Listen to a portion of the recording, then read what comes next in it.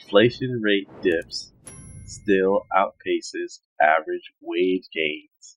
So, Summer, could you, in a nutshell, explain what that headline means to us? Absolutely. And I think before we dive in, I always love to give credit to the source and author. You may have heard us mention him before. This is from Stephen Miller over at Sherm, and he always writes really great content that is definitely worthy of taking a time to review. And I must admit, this article, I had to read it a few times, and each time I did, I kind of soaked in something new from kind of the first and the second read. But it really caught my attention because we've been talking about inflation and wages and how everything is so much more expensive. And in a nutshell, Joey, we look at the consumer price index for all items. And in this article, we look at them at a point in time. For example, the 12 months ending in October. And the consumer price index during that time rose 7.7%. And when you look at that same measure for September, um, it was 8.2%. So, if you start looking at these numbers, you realize that the rate in which all items are increasing is still pretty substantial.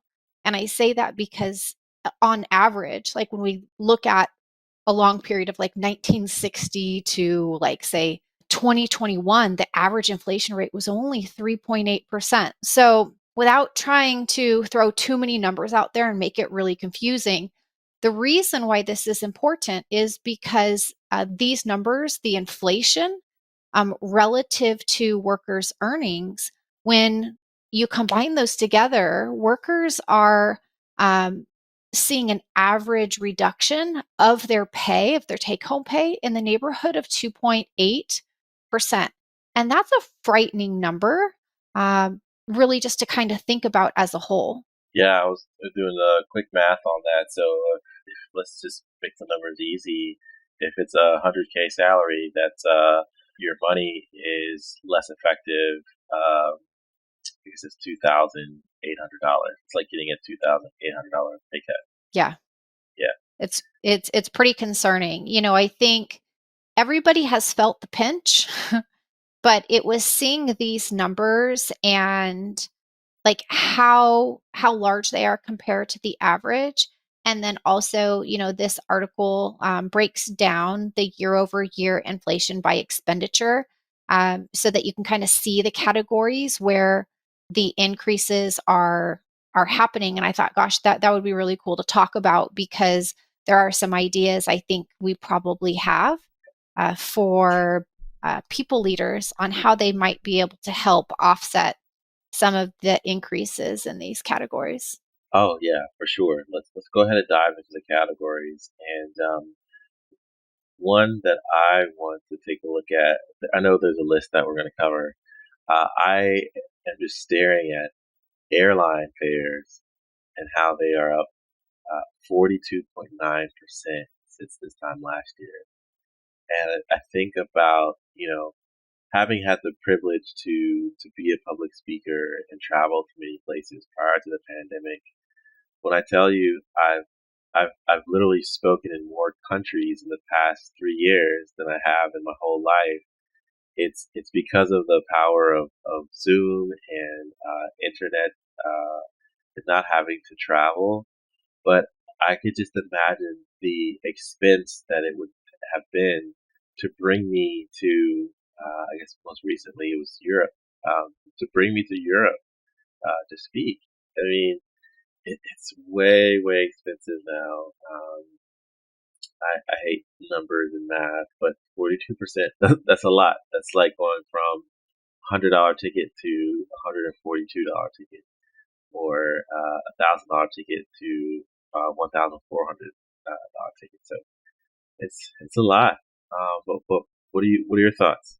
Yes, I think that's a great example. That's the category that, for the expenditures in this article had the most drastic increase.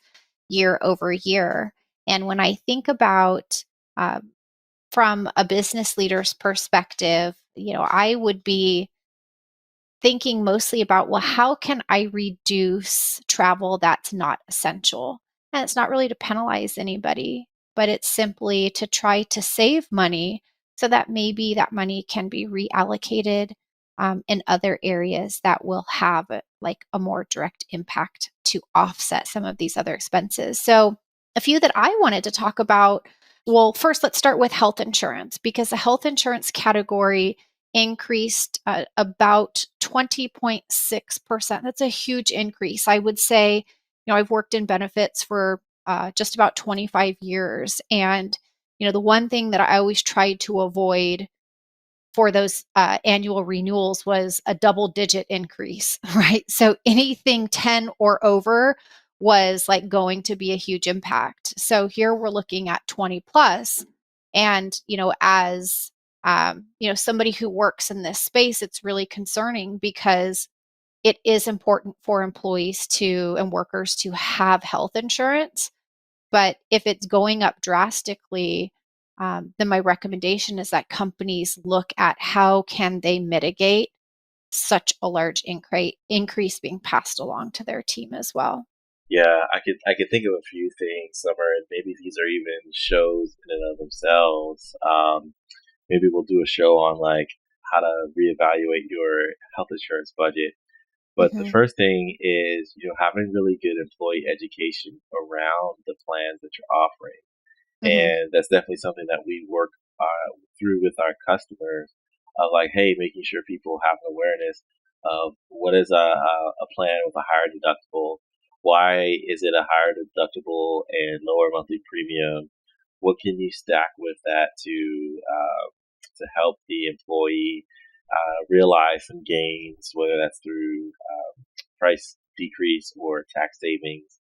And I just think of the customer, or not the customer, but the companies out there that will just offer three plans because that's what you do Hmm. traditionally because a broker said it's a good idea, and leave education on the table. Hmm. But the more you are able to know that you're picking the right plan for the right reasons, it Hmm. helps make spending money on it that much more easy pill to swallow. So there's that. I also think about you know one of the things that we do through QSERA and how the government does recognize that health insurance costs are increasing, and so they're raising contribution limits to qualified health reimbursement accounts. They're raising contribution limits to FSAs, which are flexible spending accounts. So um, there are so many things that we could talk about to help mitigate this increase. But you're right, 20%. That's also a huge number. And in light of all of the expense priorities that a company has, you want to do right by your team and have insurance. But it's a hard pill to swallow when it's that expensive. I appreciate that you mentioned that there's more than just throwing money at it because, that is one way to help, but it's not, in my opinion, a sustainable solution.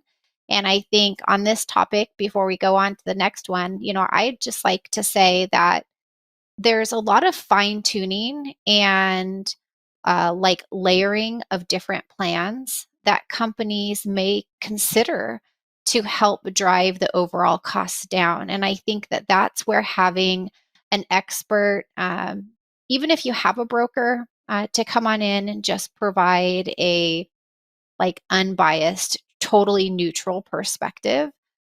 That's what we do every day. And I think the broker really appreciates having us because we're in the trenches. We are working with the employees and have a better finger on the pulse as opposed to, brokers are typically meeting with their clients maybe once, twice, three times a year if they're lucky. So great ideas there. What other categories, Joey, did you want to chat about? Yeah, everybody's favorite, gasoline. I think that's the next category that we'll talk about.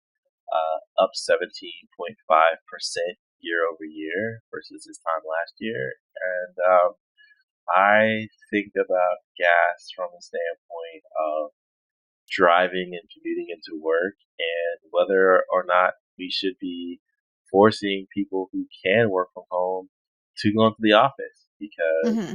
we're telling them, hey, your journey is going to be 17% more expensive, but are we giving out 17% raises? Probably not. But yeah, it's more expensive to drive. It's more expensive to fuel our vehicles, our lawnmowers, our homes if you're on gas powered homes.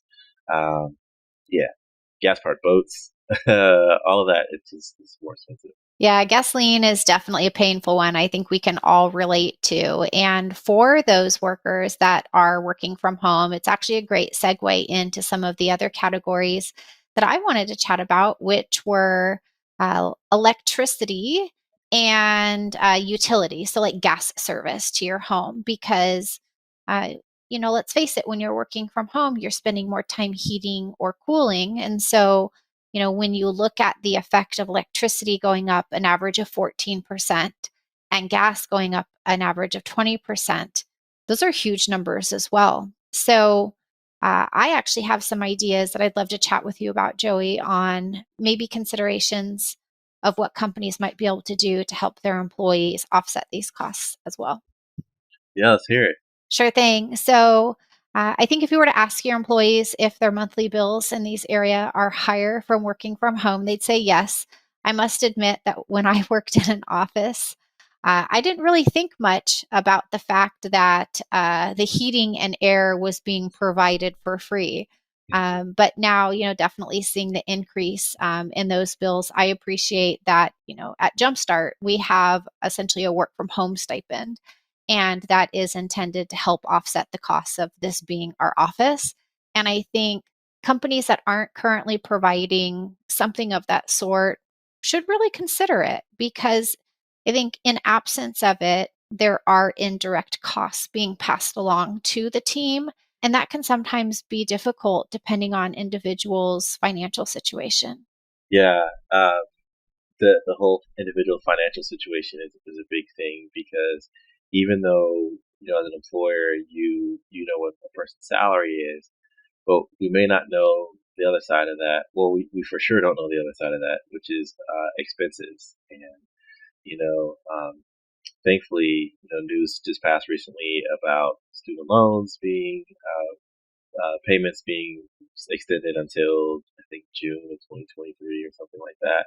But there are so many expenses that we don't know that people have, and so anything that we can do to offset, at home expenses are important.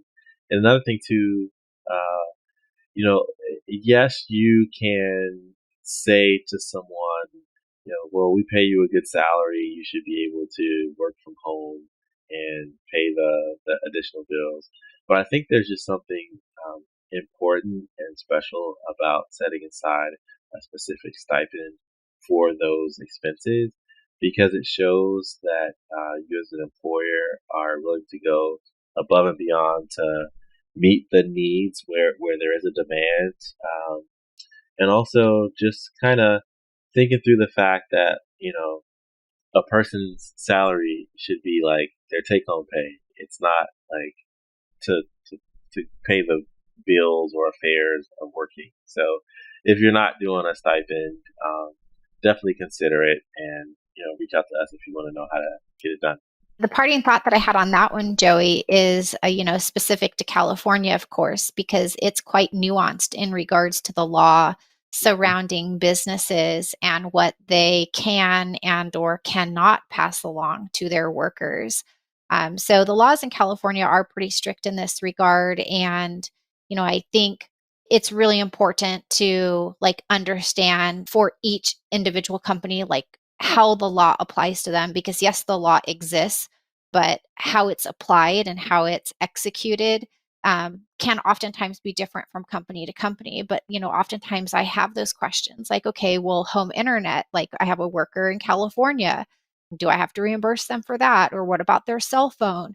And so now we're kind of talking about utilities, and I think it brings up a good question of like, in what cases might an employer bear some responsibility? So I don't think we have enough time to really dive into that deeply, but I would just say if you're a listener and you have workers in California, it would definitely be wise to be thinking about what type of expenses they might be incurring and whether that's technically permitted by law. Yeah, yeah, because California will come and get you, and you know, we talk with businesses all the time, and for some reason, whether no matter where they are in the U.S., and we work with a lot of multi-state employers, I would say somewhere between 85 to 90% of businesses we talk to have an employee in California. So it's if you have an employee, even if you have a freelancer in certain job categories, you may want to pay particular attention to how you're compensating and what you're compensating towards if they are working remotely. That's a great one. And I know there's a lot of other categories that we didn't get to in this segment of the show, but we have a great second half of the show. Before we shift gears, Joey, was there anything else that you wanted to touch on regarding this topic? Well, no, I mean we talked about our dollar is going 2.8% less far than this time last year, all told. But the message for me is if you're an employer, if you're HR, understand that it is hitting home with your team. So anything you can do to acknowledge that, whether that's through the performance evaluation process or cost of living increases or whatever the case may be, it would be good to have that conversation.